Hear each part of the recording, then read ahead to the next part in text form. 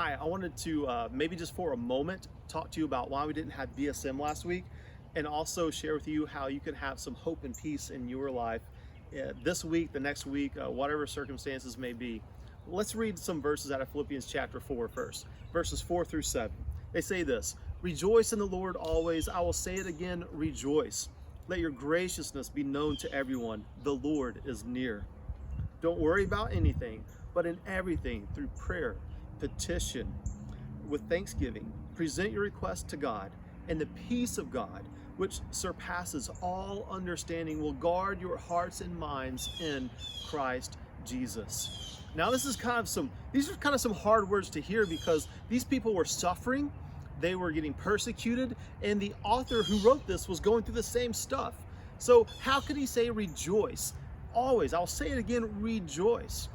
It wasn't because they were going through pain. It wasn't because they were going through suffering. It's because they had a relationship with Jesus Christ, the God of the universe, who's always with them, who's never going to leave them, never going to forsake them. And because of that, we can rejoice. Not because we go through stuff, not because we had a car wreck, or because we bombed a test, or because our kids are disobedient, or we're going through weird relationship struggles right now, or we get a diagnosis that scares us. We don't rejoice in those things. We rejoice because God is with us even when those things happen. And then he says another thing. He says, don't worry, but pray. Take all your prayer requests to God. See, because what worry does is it takes us to a place of fear, anxiety, depression, hopelessness. But prayer does the opposite, because it takes us to Jesus. It takes us to the throne of God. It takes us to the Prince of Peace, to where we don't have to worry about fear or hopelessness or anxiety, depression. We get to experience the goodness of God in these circumstances. Now, you might be thinking, now that's easy to say, but let's be real. Does that really work in the real life? Well, let me tell you about the last several days of my life.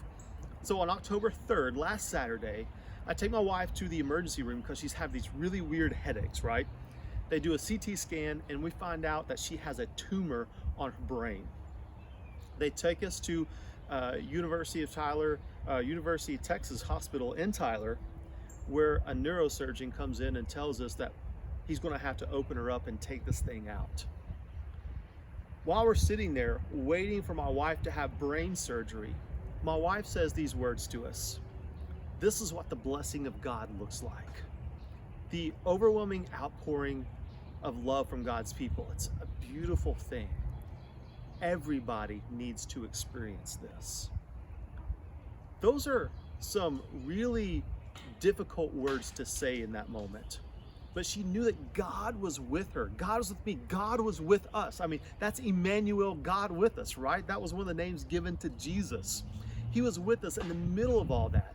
We were able to kind of just walk through all the things that God had done in our lives, how he was working even in the hospital, how people that we knew and people that we didn't even know were just surrounding us with their love, with their prayers. Why? Because they believed in Jesus and they wanted us to experience his love and peace. And we do experience Jesus, and we do experience his love and his peace all the time.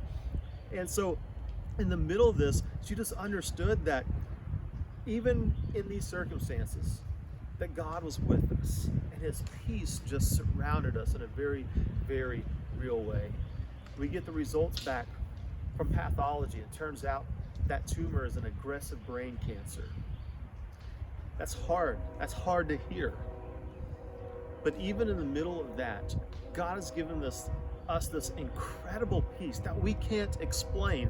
The peace that Paul wrote to these people in Philippi, this what we just read. God has been giving us this peace, this hope of assurance that he's with us, that he's got this.